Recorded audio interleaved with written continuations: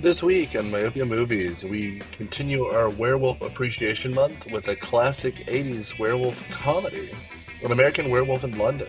Some of the greatest special effects you'll ever see because they're practical and they look great.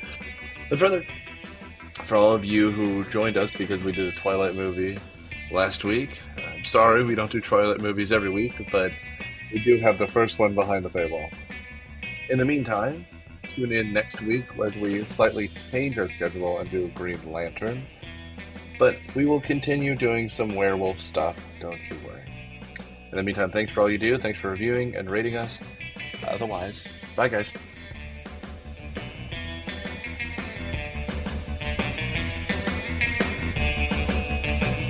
Welcome to Myopia Movies. This week we're continuing our Werewolf Month by jumping to Blues Brothers' own John Landis in what turned out to be the one piece of Hollywood nepotism that wasn't allowed to happen because Max Landis was not allowed to remake this fucking movie. Oh, thank God. Yeah, man.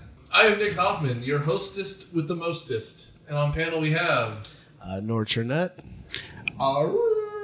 This is Daniel, contributor to Patos.com.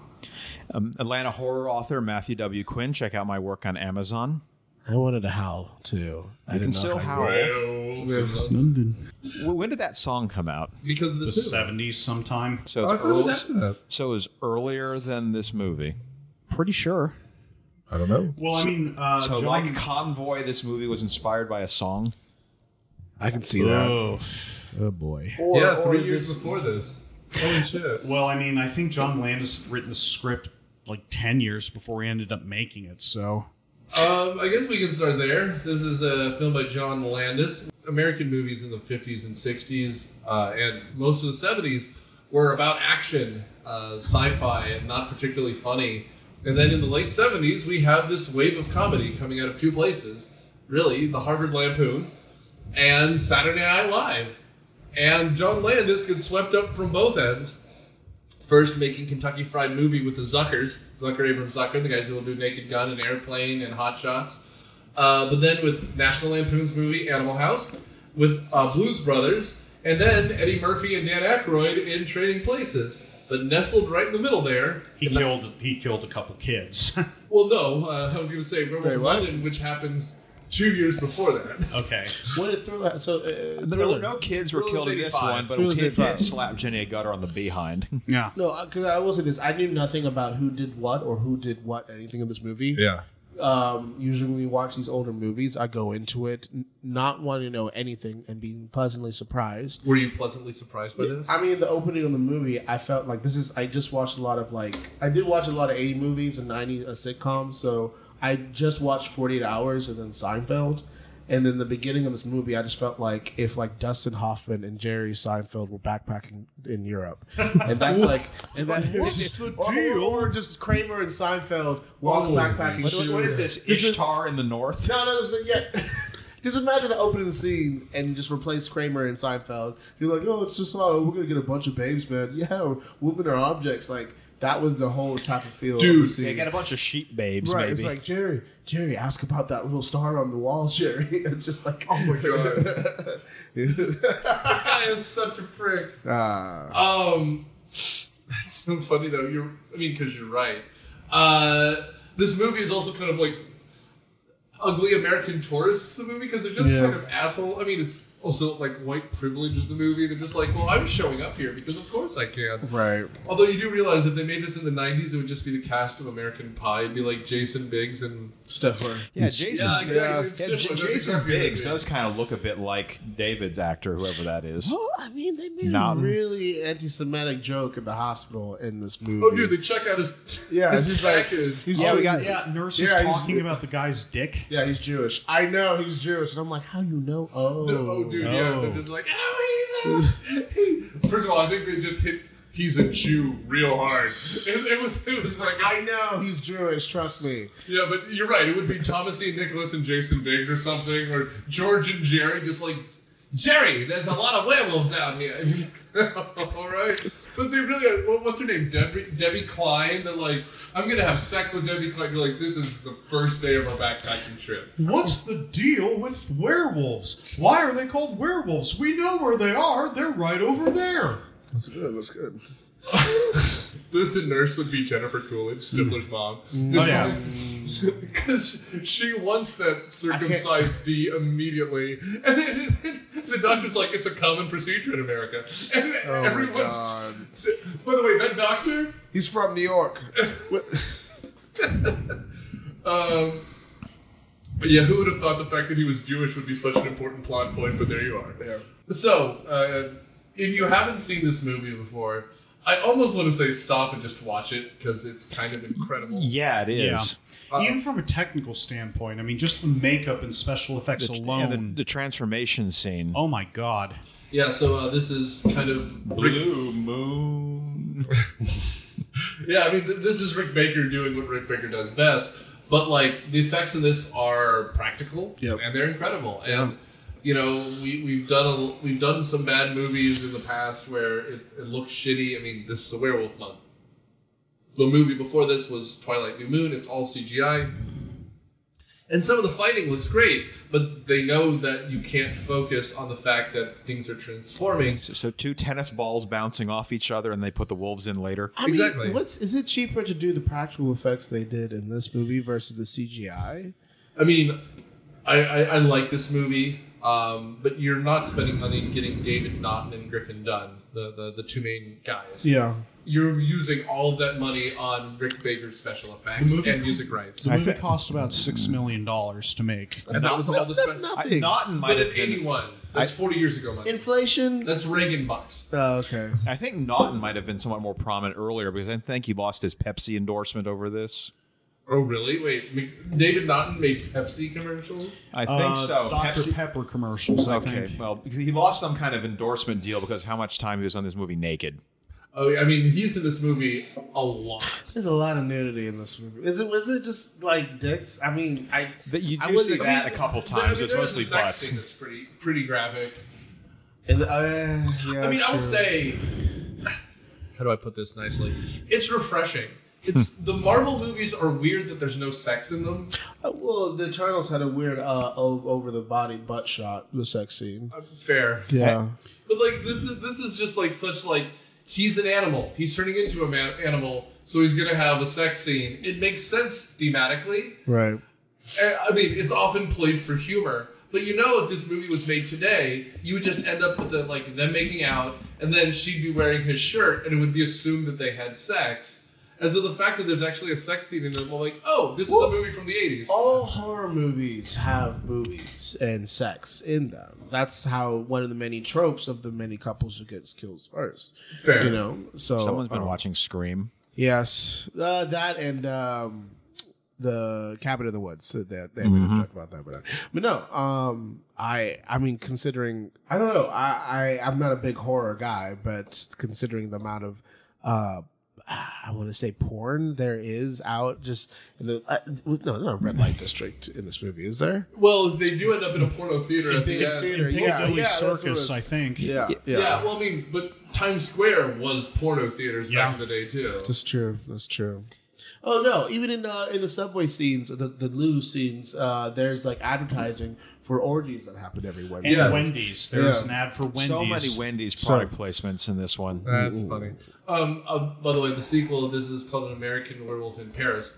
Apparently, they almost filmed it in Paris because England didn't want to give them work permits to film actually in the UK. John Landis got one because he's the director, and the star got one, David Naughton. But they didn't want to give one for Griffin Dunne because they're like, there's plenty of other American character actors in London already. And he's like, fine, let's just go to France. And so they gave him. So Well, is John this- Landis didn't do the sequel at all. I think he wrote a draft of the script and then decided nah. And this is the guy who looked at the Blues Brothers 2000 script and was like, yeah, I'm okay. I'll make this movie. So give me some context. So this is a prequel, a sequel, a standalone film. It was a standalone film. They made a sequel that apparently was terrible. Yeah. the one in Paris. The one Yeah. in Paris. Gotcha. I mean, and it fills all the horror tropes where they're just kind of like, oh my god, we're in Paris now. And like, oh no, man. Well, it was meant to be like a... after Scream came out, it was meant to be like a response to that because every horror movie had to have their tongues in their cheeks, but that one didn't work. Well, and horror comedy is very hard. Like, I think my favorite other horror comedies would be like Evil Dead 2, I know. I know. Shaun of the Dead. Summer. Shaun of the Dead. Yeah. Shaun of the Dead. Yeah. I mean, but like Shaun of the Dead, for example, plays with the horror tropes and is very funny, but there isn't a lot of graphic horror. This movie has some pretty... when one guy gets ripped apart in the pub. Oh, I mean, and that's fair. But there's a lot of very graphic horror in this movie. There's a dude who's a decaying corpse talking to people. Yeah, his buddy. Jack. Griffin Dunne. Yeah. As the movie progresses, he gets worse and worse. Oh my god. Which goes to the practical effect. And then he eventually turns into a puppet. The worst part was the first time that David Naughton saw him. What are these characters' names again? Okay, David Naughton is David Kessler, and then Griffin Dunne is Jack Goodman. Okay, so when David first sees Jack after he's been bit and is in a hospital, and it's horrifying. There's like skin dangling off his neck. That's really good practical effects. It is. Yeah. It is. It is. I mean, and again, the iconic scene, of course, is him turning into a werewolf for the first time. But like, Jack just floating around and getting rotten, like, is amazing.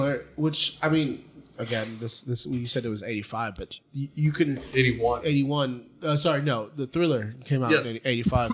You can see like the parallels between even his werewolf transformation in like the beginning of the Thriller to even the zombies. You know what I mean? Same crew. Rick Baker did the makeup in that, and John Landis directed it. So that's really cool. You know, because I mean, just general as John. You said Landis. I mean, you said he mentioned he did Coming to America, which like he intentionally made that into a black film. He was like, I had no idea I was making it into a black film, and just a bunch of black people around me. What does motherfuck mean? Yes, in the face. Yeah. Which I mean, I guess him and Eddie Murphy had a good partnership in the falling out. Yeah. It's dope to see how he became started off with these kind of movies, because I could definitely see the influences in his later work. Well, and I mean, it's generation to generation. He probably was one of the best comedy directors of the 80s. Yeah. That's the answer. Like, and then when the 90s came around... Animal House alone, for me, which is like... Animal House is fucking perfect. In the Blues late... Brothers. Blues Brothers, in the late 70s, early 80s, this guy was up there with Spielberg and Scorsese. He was like... But he was the comedy guy of New Hollywood. And other people tried to do it. Spielberg with, what was it, 1943? 1941. Terrible movie. What, that was a movie called 1943? 1941 is a movie where, after Pearl Harbor, people in San Francisco are convinced the Japanese are landing. And so you have John Belushi, Dan Aykroyd, it's kind of like Stripes. They're just a bunch of drunk assholes, but nothing lands. It's Spielberg, so it's like 2 hours and change long. And you have John Belushi and Dan Aykroyd being not funny, and it's a very weird movie. It helped kill New Hollywood, is what it did, because it came out around the same time as Heaven's Gate, and it cost $1 billion. Yeah. Anyway, so we've talked this long. Suds, you want to give me a plot synopsis? I think we've kind of gone over it a little bit, but to put it simply, two American tourists are backpacking through northern England. They come across a pub the same way Jonathan Harker comes across a bar when he's going to see Dracula, and they warn the tourists that there's a werewolf out there. They kind of hint, stay off the moors, stay on the road. By the way, I'm pretty sure that guy is the same guy from Alien 3. This is Remote Control. Here are the facts. I haven't looked it up yet, but so they ignore it. Are you talking about the bald dude? Yeah. But anyway, they ignore the warning, so they're attacked by the werewolf. Jack dies. David survives, but he's been bit and scratched up. He ends up in a hospital in London, and then he falls in love with his nurse there, and the nurse falls in love with him, so he eventually moves into her flat, but at the next full moon, he transforms into a werewolf and goes on a killing spree, and then from there, it just gets crazy. Because all the people he killed keep piling up and encouraging him to kill himself. That's a good point, Matt. Yes, all the people that he killed are stuck in quote-unquote limbo, and they'll be there forever until the Wolf's bloodline dies and the curse is lifted. That's right. Which leads to him trying to carve himself up in a phone booth that doesn't quite work. Yeah. Yeah, we'll get there. Yeah. So, we have 2 white American tourists, and what they're told is North England is actually Wales, hitching a ride with a sheep truck. Mm-hmm. Yeah, this movie starts out with like 3 minutes of shots of how desolate this place is. Yeah, I mean, and this is just... Have you been up there?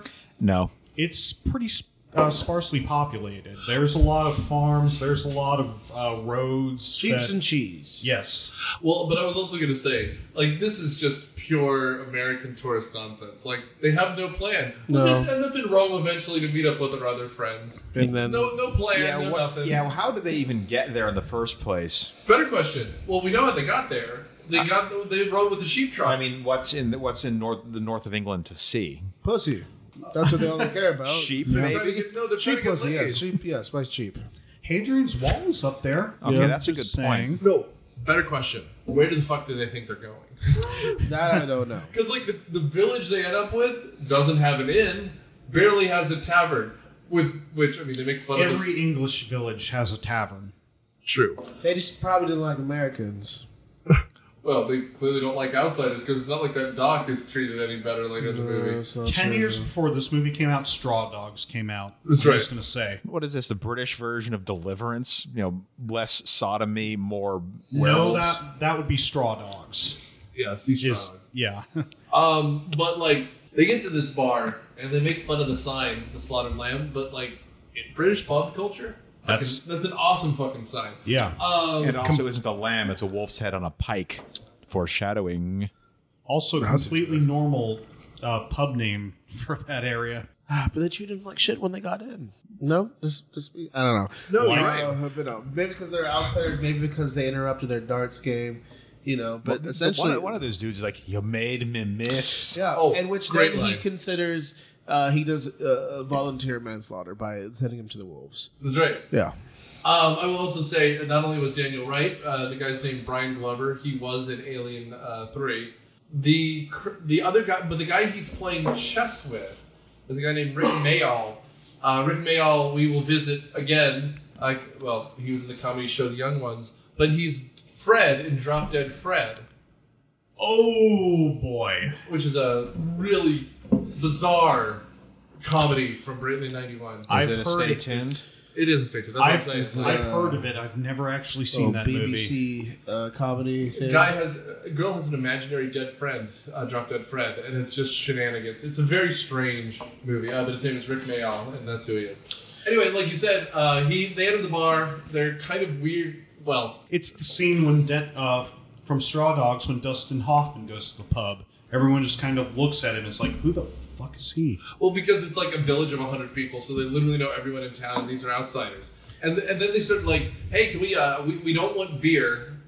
We want Something Tea? warm. something warm. Hot We have- chocolate? Yeah, hot chocolate. Not just fuck. No. Yeah. It's very strange. And then they want... Yeah, they- go into an English pub and ask for hot chocolate. Go to See an what English pub happens. and not order beer. Yeah. It's Or so haggis or potatoes or anything. But they don't have food there. They're very Haggis is specific about that. Scottish. Oh, I don't know. well. I think they just specifically want them to leave. We Right. don't have anything.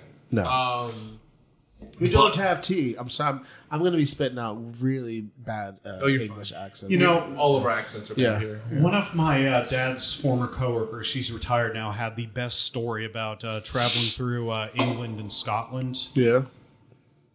He was in England. He, of course, went to pubs, found a beer he really liked, and then he went up to Scotland and was like, "Oh, I just had this great beer in England. Do you have it here?" And the barkeep was like, "What?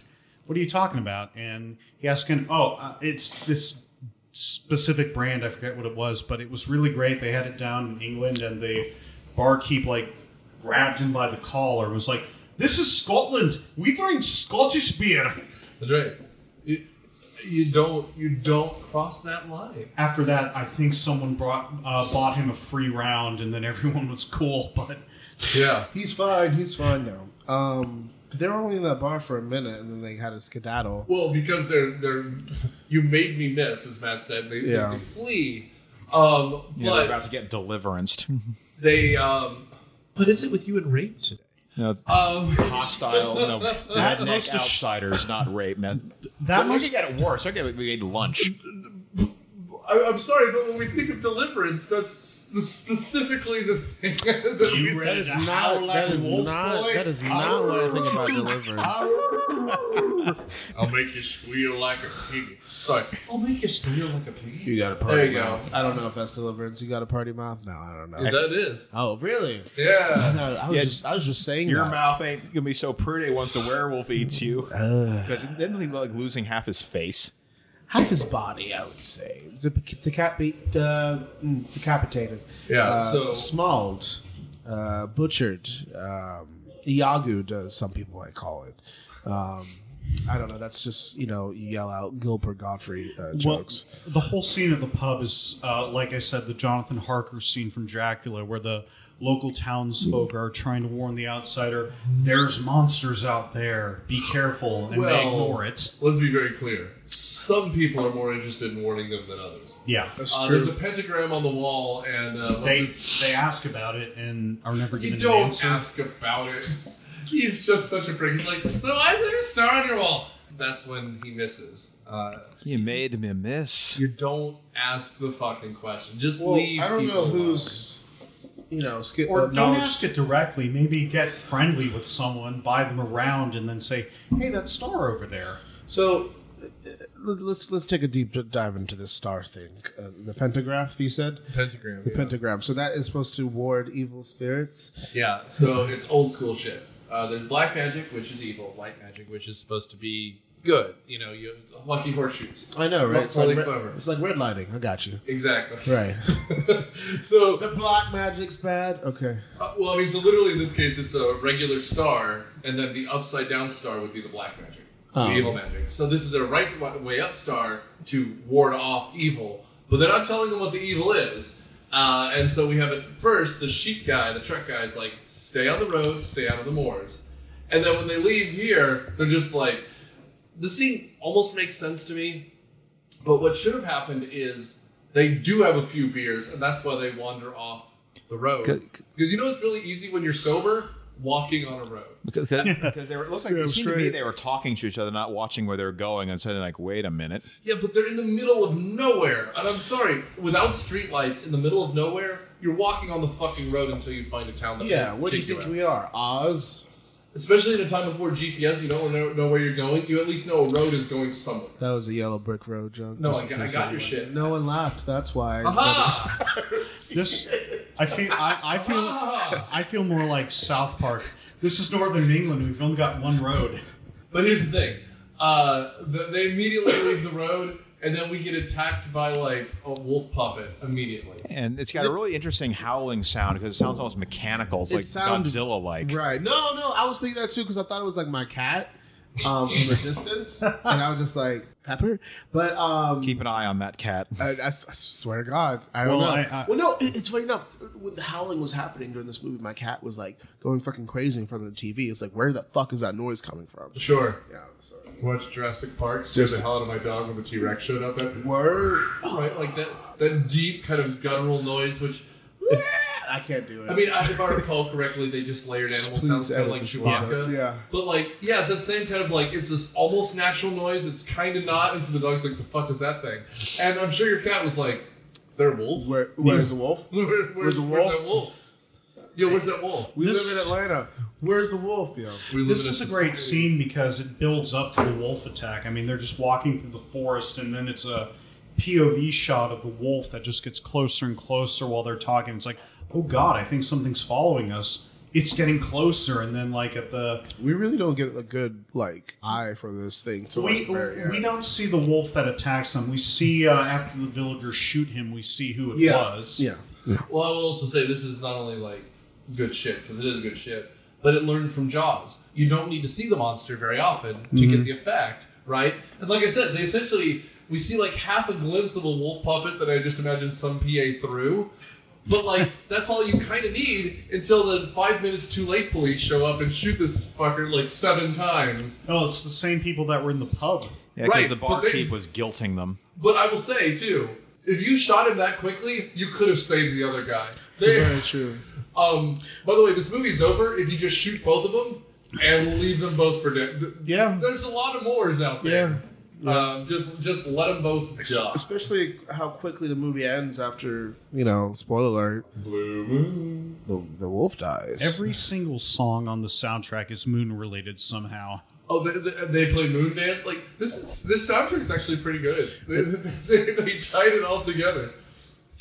Very jazzy. Very jazzy. Very The nice. smoothest of jazz. Mm-hmm. It's also very funny. Like, this is a very baby boomerish movie, and they're just like singing songs they like. It's fun. It's kind of cheesy.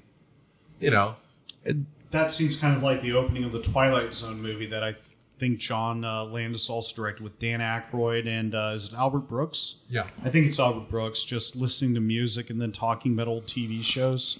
Well, and this is also like, Big Chill and stuff. Like, Yeah.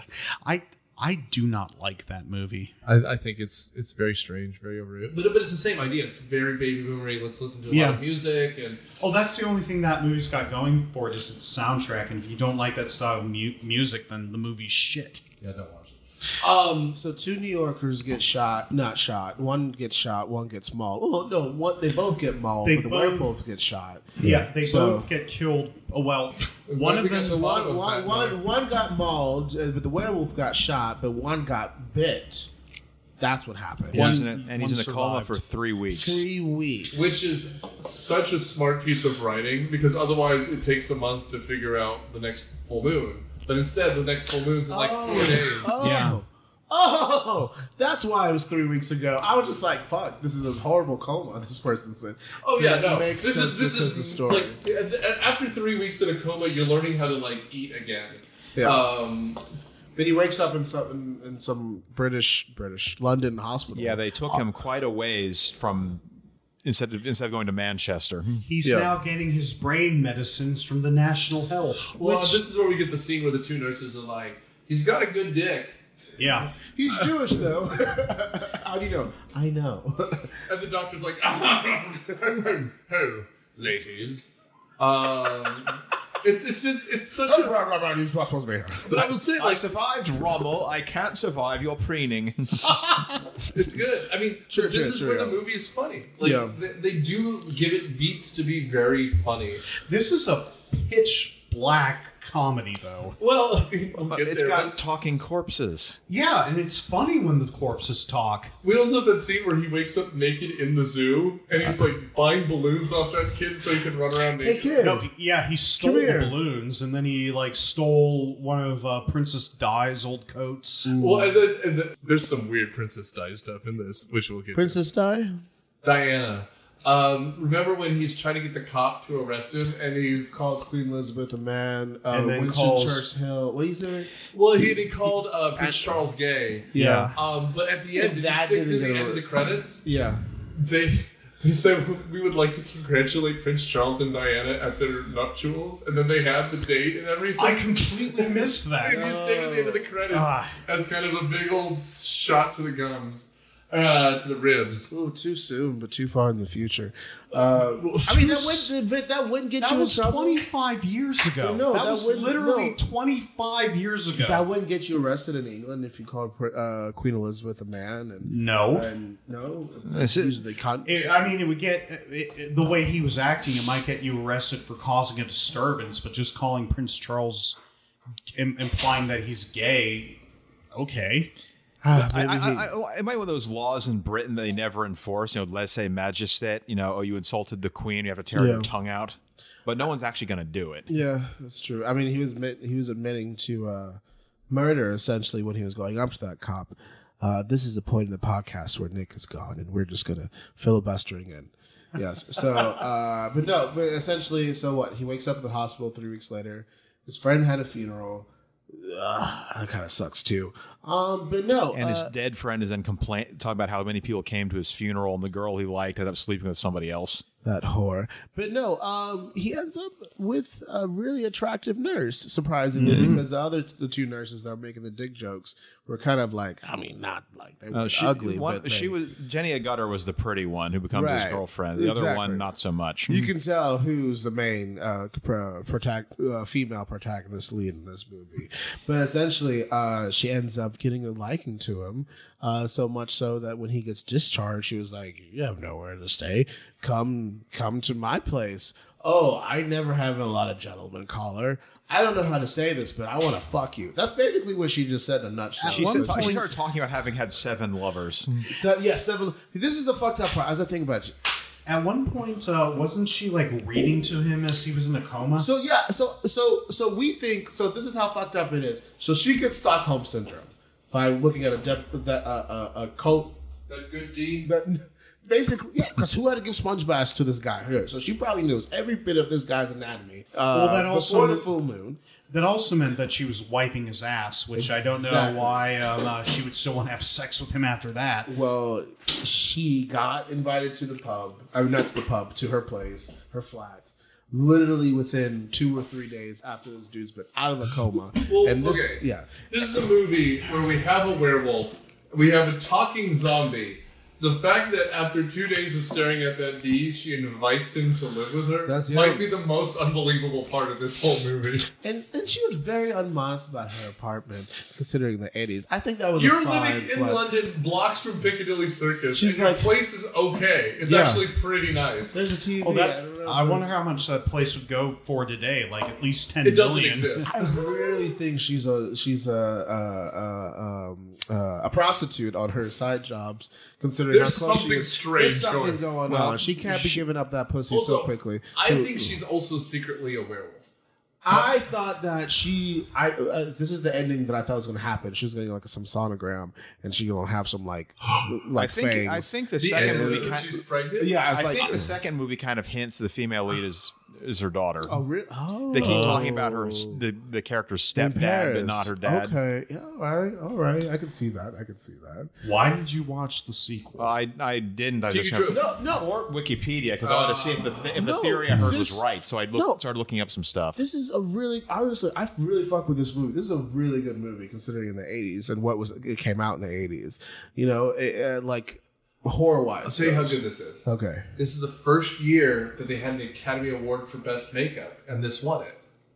Because of course it did. There we right? go. Because and again, you don't get comedies never win awards. But this is more than a comedy. And the soundtrack is awesome.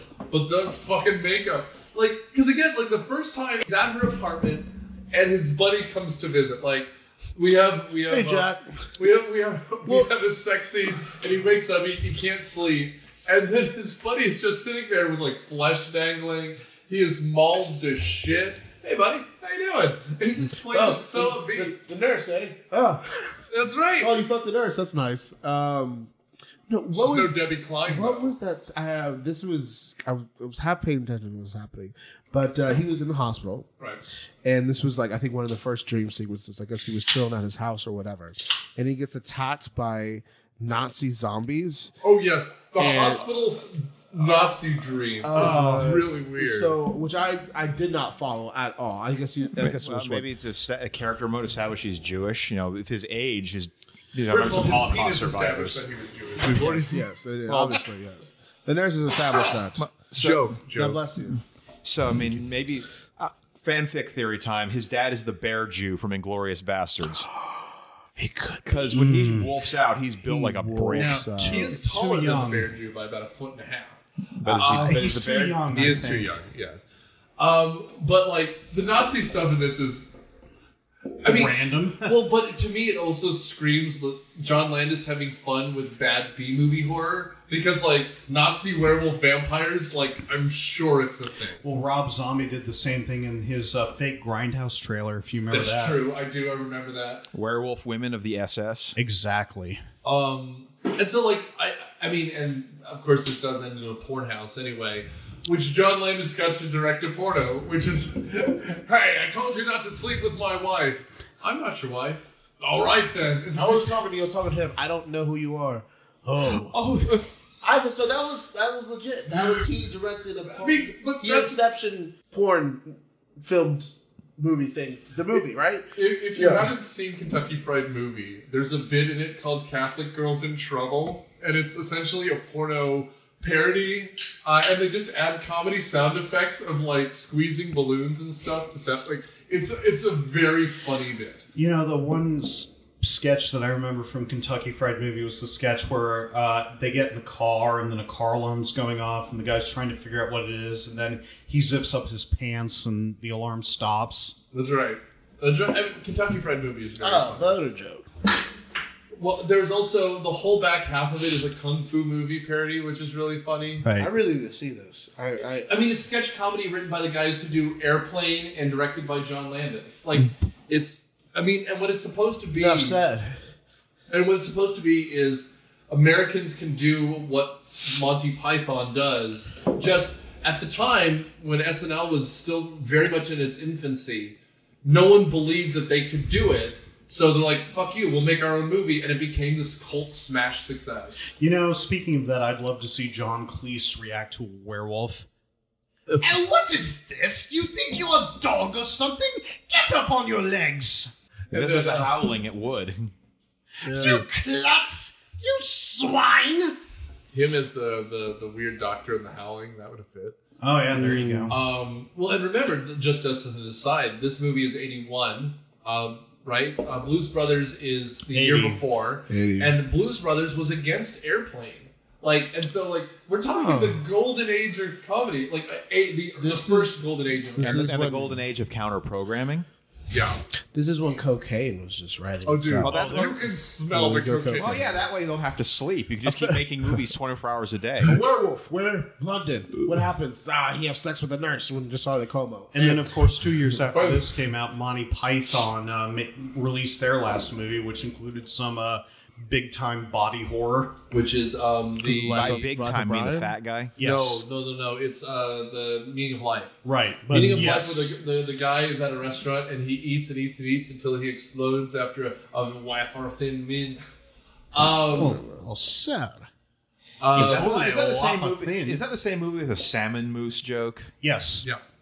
I love the Pythons. I really do. I remember seeing that sketch when Monty Python reunited for an HBO special. I think it was in like the late 90s, and they showed that clip, and I was like a kid at the time, and I'm like, what the oh my, really? Well, you and I went to go see the Phantom event of like... I wasn't with you, but I did see that Phantom event when... We both saw it. Yeah.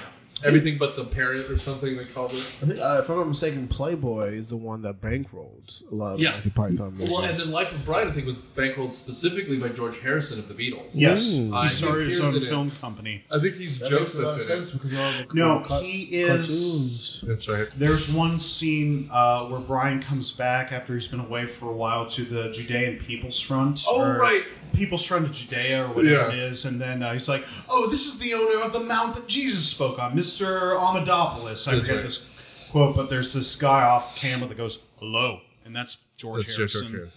I mean, but it's funny because like we're talking about these things, but like the Harvard Lampoon really did set up a generation of directors, actors, comedians, writers. Like, you mean National Lampoon?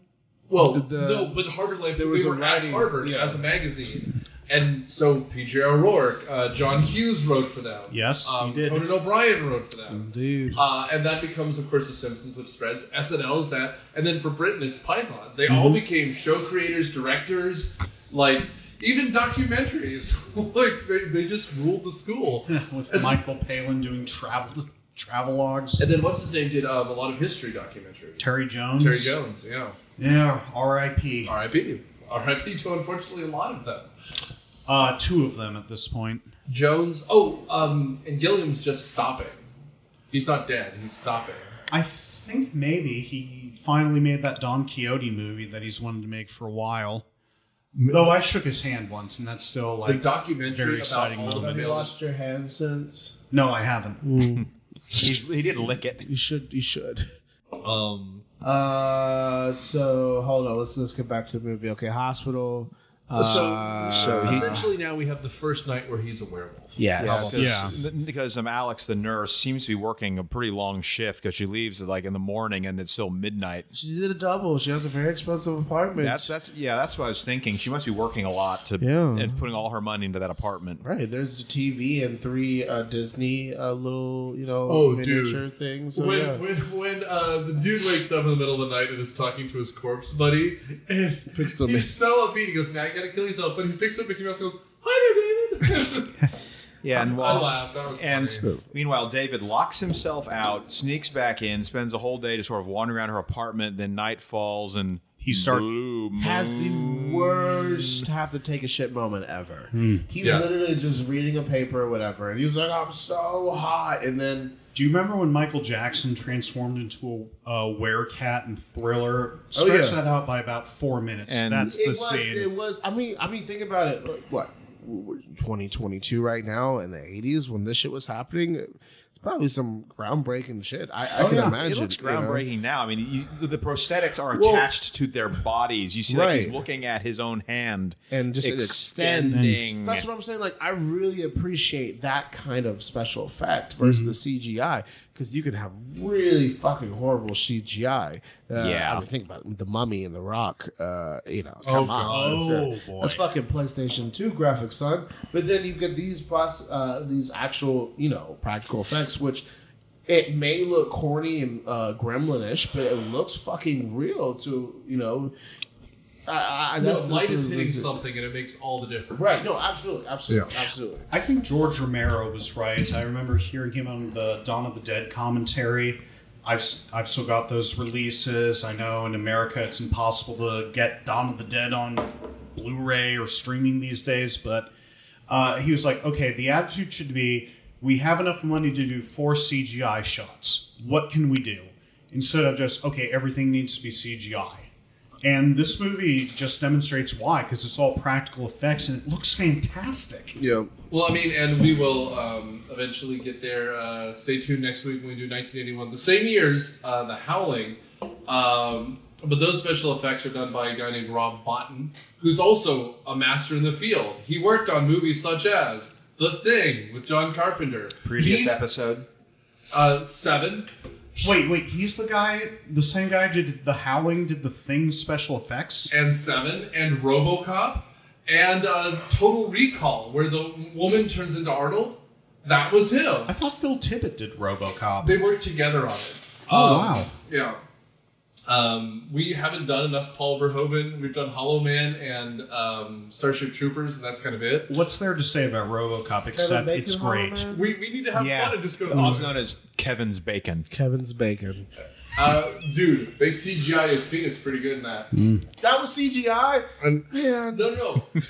First of all, it's all real. But to have the veins flowing, that was really just a strange-ass scene. But yeah, okay. So we have the incredible transformation scene, which we could describe line by line. And they kind of have a missed opportunity because their neighbors have got to hear him screaming. So maybe a comment, she must have brought her work home with her. No, or she just fucks that many people. That's what that was going through my head too. Or that. Yeah. She's been with 7, but that doesn't say how long she was I've been with those 7. The 3 were one-night stands. Just fuck me. That's the whole scene. I'm wearing hilarious. your shirt now. Yeah, I'm wearing. Yeah. She's fine because she's actually a creature from the Black Lagoon. Maybe a Dracula. One of them Draculas. You mean a vampire? Well, we got Twilight 40 years before we got Twilight. She doesn't sparkle in the sun, but then again, this is London. That explains why she works at night so much. Word. So she's a gender-flipped Carlisle Cullen. You remember so much more about that movie than I do. Who the hell is Carlisle You're saying things. Someone who will torment Nick forever. I have no idea who that is. The Doctor. Oh, the Doctor guy. Oh, right. Pale face. I mean, they're all pale. Who sees blood is like, I can control it, so I'm going to stitch you up. Yeah, he doesn't like get a straw out. Oh, I just want to go back and mention when he does wake up from the hospital, the doctor person, whatever, brings the representative from the embassy, and this dude's a piece of shit. Wait, it's Frank Oz. Who's Frank Oz? The puppeteer. He's the voice of Yoda and Miss No, Piggy. I didn't know that. Yeah. And so when he starts yelling, you're right, he is an asshole. He starts yelling more and more and turns more into Fozzie Bear. I didn't know. Oh, Yeah. oh my God. Okay. Which funny enough made me think that this would be a really funny Muppets movie. He was also The the guy. Muppet American Werewolf in London. Yo, this must there- be done. An American Muppet in London. There is a Muppet cartoon when he's like watching TV or something. Yeah, Yes. Miss Piggy and Kermit are watching Punch and Judy and commenting on the and violence. like in the credit scenes, they have Miss Piggy and it says herself. As If you yes. ever- oh, that is so. Oh, wow. Because Well- they had a clip from the Muppet Show in this. Right. And by the way, Frank Oz was with John Landis in Blues Brothers because he gets the line when he's handing back John Belushi all of his stuff and he goes, One unused prophylactic, one soiled. yeah. This makes my mind blow. Because again, like you have to remember, at the time, the Muppets show was the biggest show on the planet. And it was produced in England. and it was being filmed down the road. And like I think it was like number one on like the programming charts in something like 25 countries at the time. I'm sure. And so It's the Muppet Show with our very special guest, the American Werewolf from London. Yay! but like literally And then it kills Kermit, and then Miss Piggy, hi-ya! And like tears its head, and then tears its head off. You killed my Kermit. no dude, like Animal is a werewolf and he's just going around biting people and turning them into Muppets. That's the show. Wow. I would pay good money to see that. And Sam the Eagle shoots him 30 times. My mind is blown right now. Yeah, no, it's So many but things. you're right, he is an asshole. He's like, I'm from the US Embassy, and I'll tell you what, I've told the police they can talk to you, which I don't think is how that works. I love the He's fact so that you grateful. use. These I mean, just dude, shut the fuck up. His best friend died, and he. I He love woke the up fact. 3 weeks weeks later, later. and he missed the funeral. I love how he missed the funeral. Your family was there, but his family has not come to visit him yet. I love the fact that you used Kermit's voice to imitate Frank Oz. Because I can't. See, it's funny. I can do Jim. I cannot do Frank. Yoda. I mean, I can do a kind of a Yoda. Werewolf you are. Kill it yourself, you should. Oh yeah, that becomes important because while he's in the Yeah. hospital, Yeah. Jack comes to visit him in all of his corpse glory and says, "Hey, I'm essentially the living dead. Kill yourself so I can cross go. over. So I can go to the afterlife." I will say though, like, And he doesn't believe him. He thinks he's going crazy. well, I mean, Fair like, enough. I mean, I would too. I was gonna say, like, I don't blame him because remember, like, he kind of has amnesia to one degree or another. Like, he doesn't really remember exactly what happened. Though it starts to come back, I guess. Well, he does remember that everyone keeps telling him it was a maniac. He's like, no, and they keep telling him it was a maniac. Yeah. Because I think the local cops up in Manchester were helping cover it up. It was indeed a maniac on the floor, dancing like they've never danced before. Well, this doctor gets paid way too much to go out and investigate. Oh, something. dude, this doctor is having like a house moment. Yeah, He's it's just, like I have Yeah. to go investigate what's going on. Then goes to the village, gets treated like dog shit, like the normal village does. I'll have a small Guinness. Oh, fuck you, No. County. Like, really? And then the dart guy actually tries to tell him what's going on, and Baldy is not happy. He's like, "Shut up!" From in the raining distance. But, I mean, does it matter whether or not the doctor found out what he did? Because I mean, after he goes on the killing spree, let's do Well, he do wakes up naked in the zoo. well, let's do his body counts. First, he attacks the couple. Then he Two. kills the man in The- the underground. Three. The three homeless people. Yes, you're Which right. I think it's super. I think No, there's it's 6 people. I yeah. think Yeah, 6. and the three, because there was a couple going to the dinner party, and I guess the dude that found the couples from the dinner party. But by the way, this guy is winning at life. The dinner party hasn't started yet. He's looking for his buddy, he's like, and he's already too drunk to stand. he's like, hello there. and Nope. and they hear Investigate. they hear someone screaming. It's like hooligans in the park again. And his wife's like, go check on him. And he's like, all right. But he has this tumbler of scotch. And he's like, who is it? well, and he like steps on his buddy's like corpse. Yeah, and it's really something. And then the 3 homeless people he mauls. Thank God the dog didn't die though. He had and the guy from the loo. This rampage scene kind of reminds me of Ghostbusters when Rick Moranis turns into a dog. A little bit. Or Ghostbusters. Yeah. Yeah. Are you the Keymaster? There is no David, only Wolf.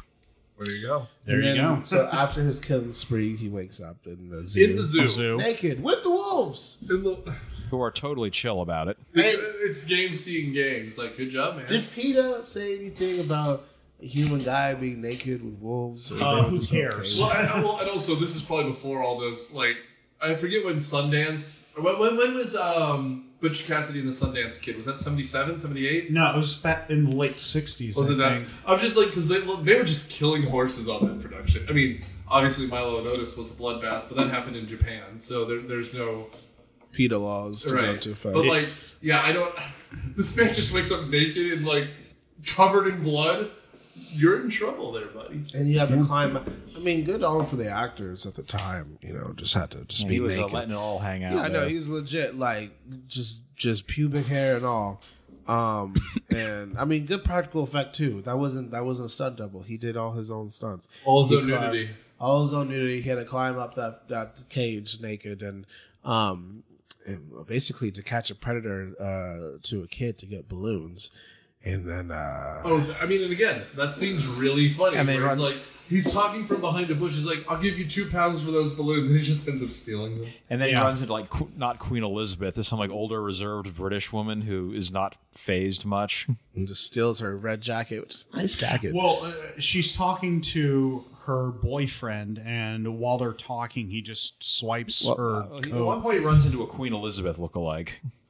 That was the thing. The before the jacket. Really? What the fuck am I thinking of? And she seems totally not Austin bothered Powers. by a naked dude. Where he's just in. No, yes. Is it? No, there's a movie where a guy wakes up naked, covered in blood, because he got hungry and ate something, and it's driving me nuts. There was a scene in Oktoberfest where the guy. That's what I'm thinking of. Yeah. Beer Fest. Beer Fest. Where, like, after the night of drinking, it's the director, the Indian guy. Yeah. And he wakes up and he's covered in blood and, like, naked. Because he's run down a deer and he's eaten the deer. Again! Oh, that's exactly. Thank you. It was driving me nuts. I'm like, this is referenced in another movie, and it's in Beer Fest. This is referenced in a whole bunch of things. No, I can see a lot of how a lot of comedies took from this. Essentially, I mean, like y'all said, this dude's he's a gold standards of comedy, and as far as just like what people reference to. Well, and again, like if you're talking about people, Sam Raimi, like body horror and comedy together, that's his bread and butter. The guy Peter Jackson, when he first started out, Meet the Feebles, and Meet the Feebles, Bad Taste, Brain Dead or Dead Alive, whatever it was called. Yep. The guy's Jay Chandra Sekhar. The director of Beer Fest is who I think. From Broken Lizard. Yeah. And eventually makes his way back to Alex's apartment, and she's back, and she's wondering where he's been. I mean, her apartment should probably be destroyed at this point. You'd think. Well, and then he's like hyper horny, and she's meanwhile talking to the doctor that he's starting to get worried that he's going to do something rash. It's also that, like, you're right, he's hyper horny because he's becoming more animalistic, yada, yada, yada. Oh, that's why. She's on the phone with the doctor, and he's like biting her. And also, there's like, this nurse brought you home. I mean, she's a good looking nurse. But, like, after 2 days, like, that relationship is all about banging. That's kind of it. They're still in the honeymoon phase. That's right. Fine. Yeah. And he gets shot before the end, so it's a perfect relationship. So when she starts dating the Invisible Man, she can be like, I've only been with 8 people before. Yeah. I want to talk about once he escapes the nurses. Well, obviously they're going to go back to the hospital, and then the taxi driver explains to them, like, "Did you hear about the killings?" And he explains how everyone just got mauled, and of course he tries to get himself arrested because he feels as if he's a dangerous society. Calls a Queen Elizabeth a man, and doesn't get arrested. Then decides to go into. Where is it? Trafalgar Square where he's doing that? Yeah. No, Piccadilly Circus. No, I think it's Trafalgar Square. It's Piccadilly Circus because when someone tells Alex and the doctor there's a mad dog on the loose at Piccadilly Square, that they're like, oh no, it's David. Yeah. Yeah. But yeah, I mean, first of all, what you do is you punch the way to get arrested in this town is you take a brick and you break a window. That's how you get arrested. I just have to walk down the street. Anyways, that's a joke. But no, if I were to go and say cunt or Queen Elizabeth's a man or Winston Churchill was full of shit. Is full of shit, which I assume a lot of Or history buffs. Prince Charles is gay. I would assume the people who yell "Long live the Queen" would get arrested. Well, we were out. We had a whole conversation about British laws about lese majeste. You know, they didn't tear his tongue out and nail it to a post. Well, I will say, we can rewind for all 30 seconds. This movie does start with the greatest dad joke of all time. Who's that? There's an airplane flying through here. This is what the pub people. And the plane is too heavy. Yeah. So the Englishman jumps out and says, "Go save the Queen." And then the Frenchman jumps out and he says, "Vive la France." But it's still too heavy. Yep. So the American stands up and he says, "Remember the Alamo!" And he throws out the Mexican. Yeah. That's how that's a history dad joke. That's that American. Gonna save the Queen? She ain't no human being. I will say, which, by the way, it's hard when people say that now because she's like 107 years old. Oh, she is. She's a reptilian. People didn't expect that to her. For all you Warhammer 40K enthusiasts out there, she probably has a golden throne she sits on. I bet so. Will keep her alive for 10,000 years. I mean, think about it. Only rich people live that long. Magic Johnson, come on. The cure of AIDS is money. That's all South Park joke. Which by the way, I thought you just came up with that. I'm like, wow, that's kind of profound. Which is ingrained to my brain because I remember that joke vividly because I remember they were trying to cure AIDS, and then they go to Ethiopia. They're like, "Hey guys, the cure of AIDS is money." To like a village of Clay Hut, and then they leave, and they're like.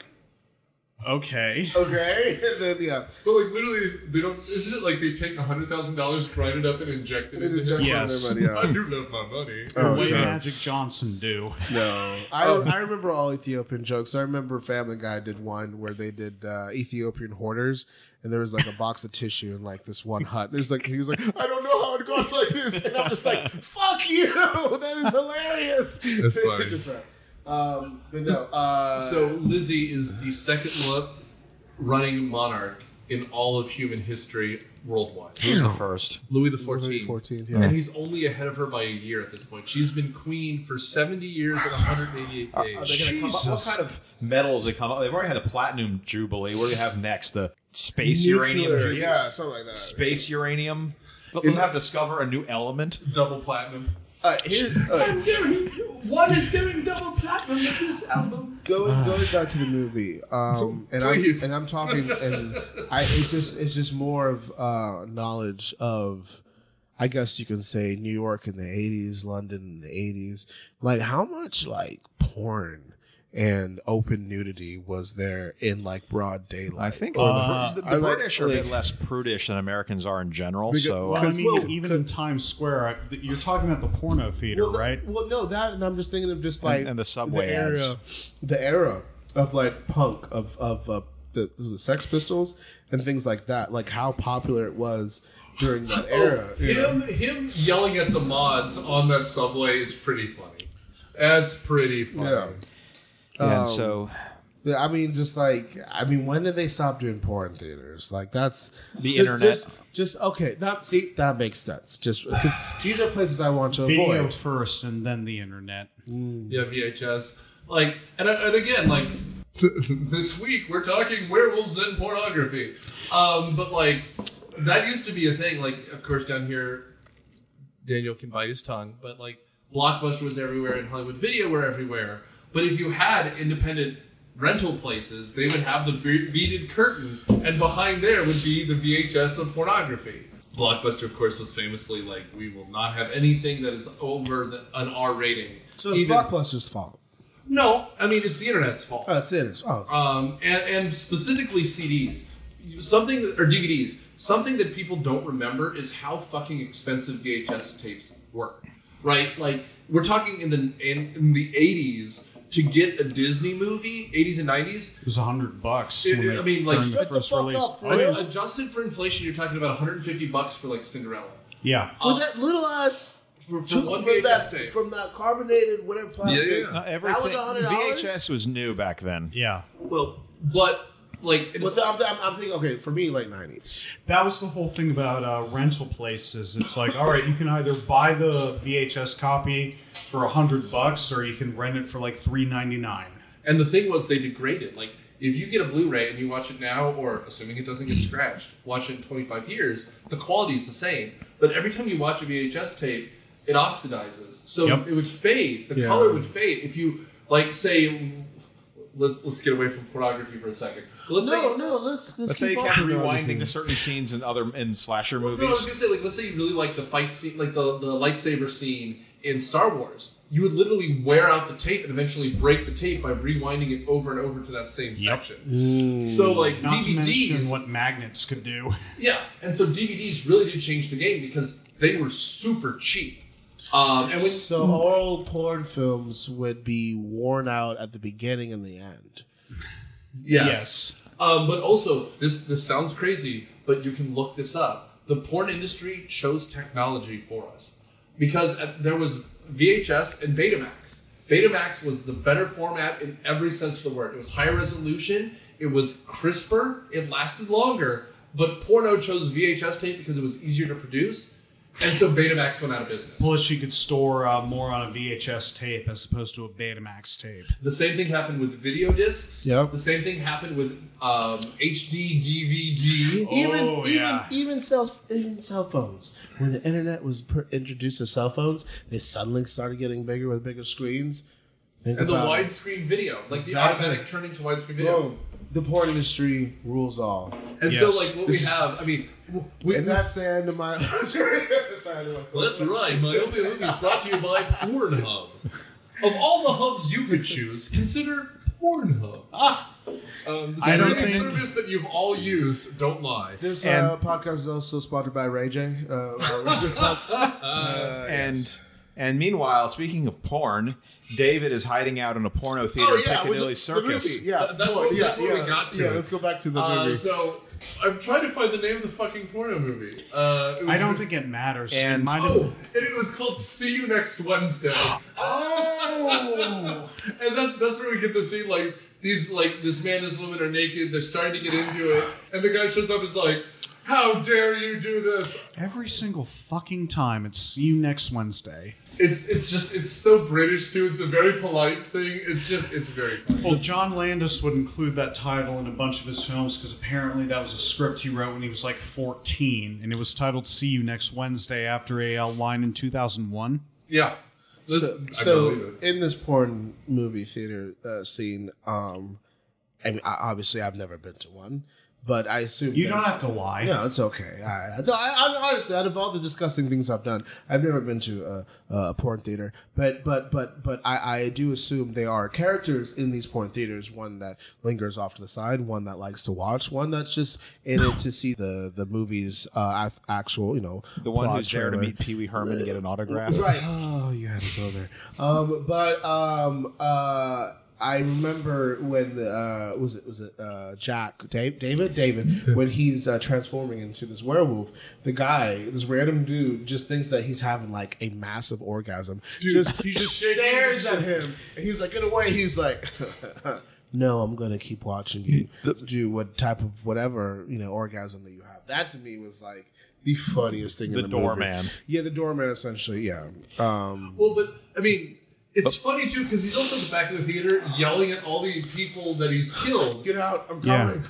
And they're very helpfully suggesting ways to do it. Because the one guy's angry, he goes, I'll never see my kids grow up, you should just hang yourself or whatever. But there's this very helpful lady. She's like, you could jump in front of a truck. Yep. And she's you can take sleeping pills. You can do all this stuff. You can jump in front of a train in the underground. And you can hang yourself. Apparently, this discussion goes on for like 6 or 7 hours because the sun eventually goes down and trouble ensues.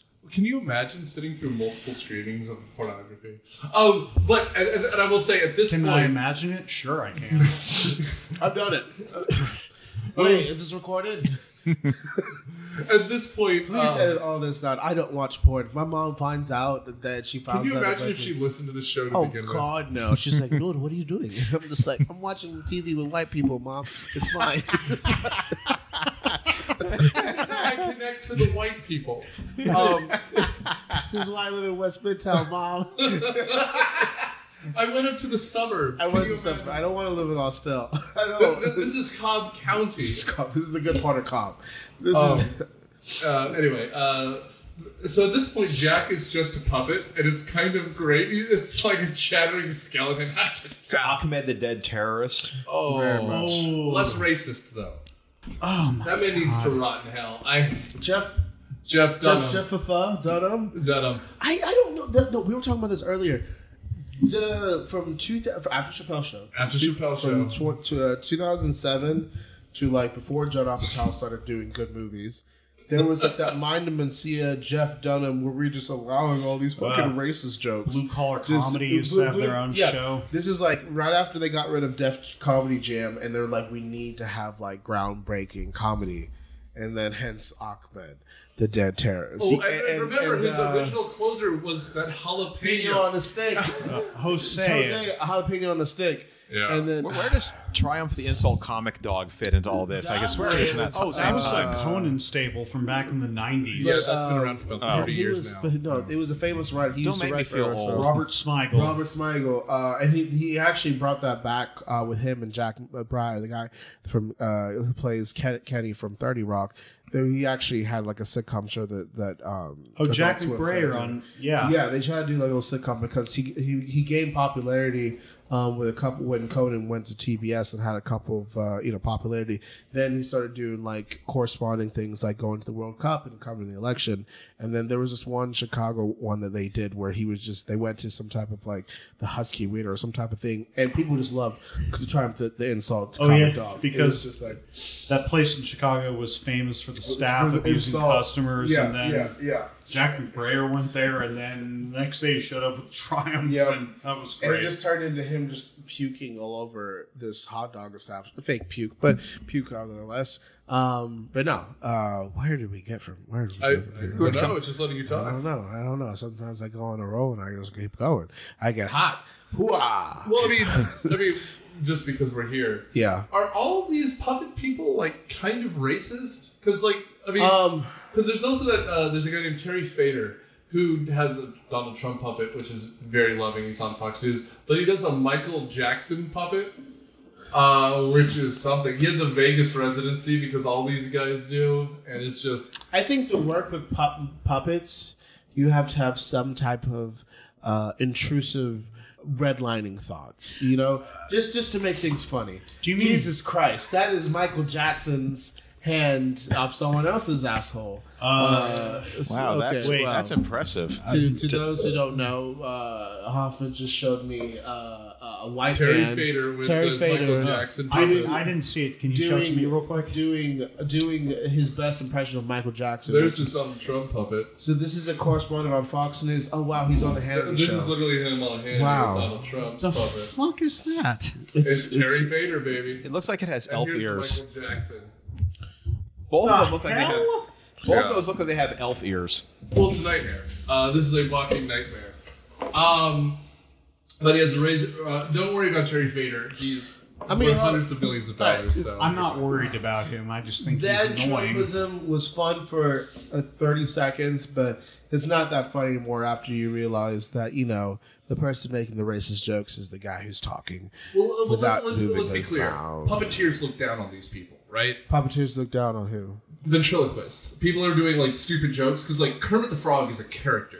Terry Fader is just pretending to be Michael Jackson, and that's really a problem. So, okay. So they hate each other, even though they come. Oh, there's a rivalry. I mean, I would assume. I mean, I get it. They're not all okay. Yeah, okay. I can see it. Anyway, so in this Crimson porno blood. theater, Yes. He transforms.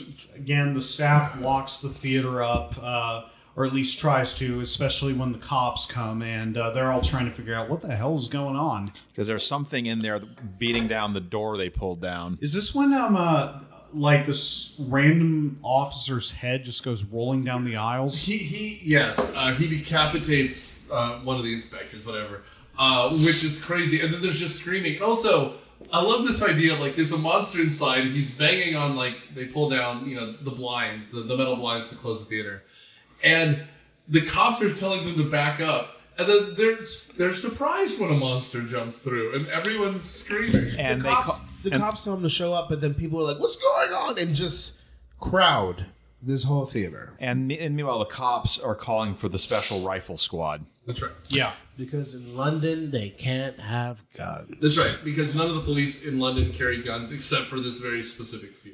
It's like the Canadian Mounties. They don't have guns. They have guns or don't have guns? Mounties do not. And the Bobbies generally do not either. So, wait, Canadian police don't have guns? No, the Royal Mounted Police do not. They're not. Who armed. has guns? I imagine other people. Oh. Like they have armed groups, but like it's not like the American police where they all have sidearms all the time. Only specific groups are called in for such things.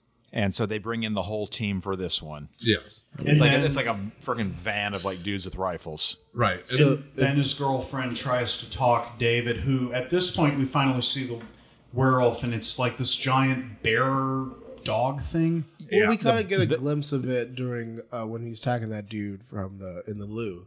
Right. The loo is the subway. Guys. It's very cat looking, but it's also built like a barrel. That's why the I was making the toilet. Yes. The tube. The tube. The tube is the loo subway. There are loos in the tube, but so it's the tube that's is the underground. Yeah, when the dude is the toilet. When the dude is trying to get up the escalator, you see the bear wolf from above. That if he didn't break his nose for real, that does fucking hurt. Yeah, I'd rather die from eaten by a werewolf than break my nose from an escalator. That shit hurts. As someone who's been on those escalators in the tube, yeah, that shit hurts. That does hurt. I've fallen up the down escalator at Hartsfield International Airport. Yeah, it was I was in standstill for 30 seconds. I should have sued, but I didn't. And that's when I found out there was a male nurse. I was like 8 at the time. But how would you have tube, huh? How would you have sued anybody at 8 years old? I would. My mother would have. She told me this years later when she was paying a bill of mine. Anyways, so going back to the porno theater, we have to talk about the car crash scene. It's dude, this is when it becomes Blues it's Brothers. like freaking Mousetrap with corpses. Oh my god! This is when it becomes Blues Brothers. Like there's cars flying into each other. There's corpses everywhere. There's bodies flying out of cars. Someone falls out of a bus and then he gets run over by a car. More people probably died in this automotive Jenga than are actually bitten or slashed. True. Yeah. True. It's a ripple effect. He should have killed. He should have figured out what he was doing. Maybe he's still taking some sleeping pills to end his life. Then he would have ended up killing like 80,000 people in that one car accident crash that happened. And then the one thing I can't appreciate about this film is the way that it ends, because. Yeah. Okay. So David's in an alleyway. He's, literally a trapped animal. Yep. And what's her name? We get the nurse, Alex, the naughty nurse. Yeah. So he says he loves her. She kind of says it back, but here she says she loves him. But like it's supposed to calm him down, but instead he bares his teeth and is about to lunge at her. And then the cops shoot him dead. Yeah. From like 100 yards away. And they managed to not shoot her. And he got shot 4 times. As soon as that happened, I was like, good shot. But, Perfectly sporting. Good sporting rabbits cheerio. Pip, pip. Pip, pip. And then he turns back into a person, and then you smash cut to credits because you don't want to answer any questions. Right. And that is the perfect way to end a movie. Just cut to credits. Fuck what you think. No, it's good. And it's the RoboCop strategy. Well, but, Paul Verhoeven, brilliant film director, but, 1980s, they just ended. Like, Die Hard just ends. Yeah. Well, Lethal Weapon just ends. There's not, a 6 months later. You referenced, you were convinced she would be pregnant. She could be pregnant with some wolf babies. Pups. Yeah. Wolf baby pups. She could literally be, if you told me the sonogram would look like squirrels. Chipmunks. She comes off an airplane at, JFK in, New York, because they were from New York, right? And, I'm going to meet the parents of the grandchild. And then they started playing, Werewolves in New York. Yeah. Blue moon. Oh, the labor could have been like kind of Benny Hill-ish, you know? a British werewolf in New York. Exactly. Yeah. Apparently, just random. As we're wrapping up, Universal Studios, who produced this, wanted originally it to be instead of David Kessler and Jack Goodman, Dan Aykroyd and John Belushi. He made the right choice. I don't think it would have been as good. Like these unknowns. What's up? John Belushi would have been the dead friend? I would guess so. And then Dan Aykroyd, because it's the taller leader one. Yeah. That's true. But no, because I don't want people to see it because it's a John Belushi movie. I want people to see it because it's insane. Thinking about it now, considering, the movies that we were left with John Belushi, I would have loved him to do this one. If I knew that he was going to die at 35, I wish he would have done this. I wish he'd have been in a lot more. He kind of killed himself, though, unfortunately. Sure. Wait, John Belushi's dead? As a matter of fact... Oh my God, did he do cocaine and heroin at the same time? Again? Surprisingly enough. Speedball. There's 2 books I can recommend. There's a book called A Wild and Crazy Guys, which is about that first cast of SNL, all the movies they made, up through Eddie Murphy. There's also Live from New York, it's Saturday Night, which is the oral history of SNL. What's the book Bob Woodward wrote about Belushi? Wired. Yes. Yeah. It's awful. By the way, one of my favorite lines, the book Bob Woodward book? The Wires book? You didn't like that? Not Wire, like the HBO show. No. I'm talking about the book about John Belushi. Yeah, it's apparently all made up. He didn't check any of his sources. It was just all hearsay and urban legend. Oh shit! So in that Live from New York book, because Jim Belushi was also on SNL. Yeah, he's like, essentially it's Tom Sales just asking questions to the cast, and they would all respond, and he would just cut it together. And Jim Belushi just goes, "Fuck Bob Woodward," and that's the only thing he'll say about it. And I'm like, it's funny. I don't hate Jim Belushi. He's kind of fun to make fun of, but he's fine. But he was good in Twin Peaks. He's good in a lot of stuff. Yeah, there's an 80s movie, I think it's called Red Heat, where he's playing opposite Arnold Schwarzenegger. Oh, yeah, that's right. What the fuck, the buddy cop film when he was with the dog? Or no, that was Tom Hanks. No. You're thinking of Turner and Hooch. K9. K9. Yes. And by the way, you know what the sequel to it is? K10? K9/11. You're fucking with me right now. No, it came out in the 90s, so it was K911. But back then, he just said 9/11, so it's K9/11. Is this on Disney Plus? That's a spicy meatball. All right, you know what? That's where we're going to end. Noah, did you have any final thoughts? This is a fucking great movie. Yeah. All jokes aside, I watched this movie not knowing who any of the director or any of this was, and just let the movie happen, and it kind of morphed into this horror comedy, which I really enjoy.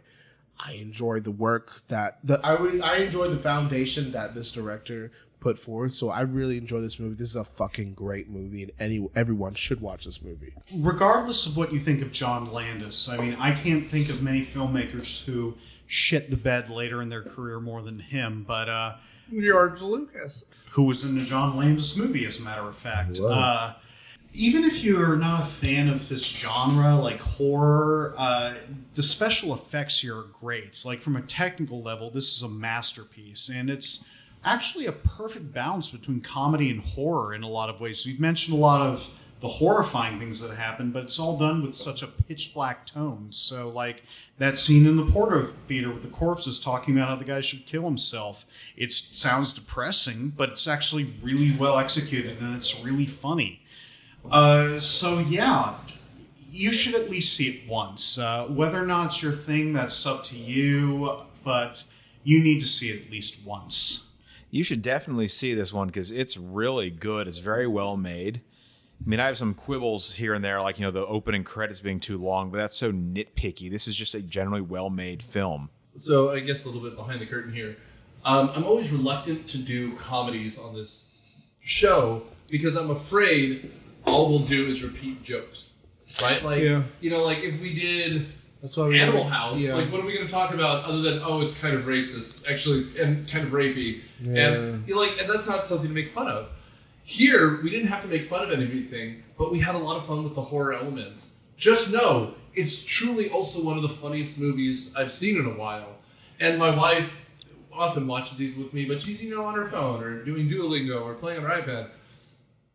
We put everything aside, I was just sipping on a whiskey and just, I love this movie. It was an honest to God blast. And so, find it. I'm not going to say it's hard to find, I bought a copy, but it should be easier to find, because you can find Blues Brothers and Animal House pretty easily. Oh, yeah. Trading Spaces, they just made a new Coming to America, so that's on Amazon. This movie is oddly, the fact that this isn't streaming anywhere for free is baffling. But even, if you're a horror hound, and you're like, I don't know if I want to see a comedy, the horror effects in this are truly unsettling. It's a blast. Now, we've made an effort this season to tell you what the next week's movie is so you can watch along with us. So, the final movie of our Werewolf Horror October month is going to be 1981's The Howling. And we've talked about it. There's porno. There's weird transformations by good special effects artists. And this is also made by someone who you associate with horror comedies, one of the best. Who I believe also directed a segment of the Twilight Zone movie. Joe Dante, the maker of Gremlins and Gremlins 2. Yeah, previous episodes, check them out. Both of them. Yeah. Both horror comedies. Although I will say for those, for the most part, there's more emphasis on the comedy than the horror. And as Daniel said, I think this is the most balanced of that genre.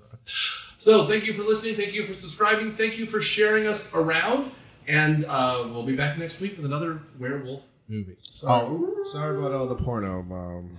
Sorry about the porno, Mom. Indeed. Bye, guys.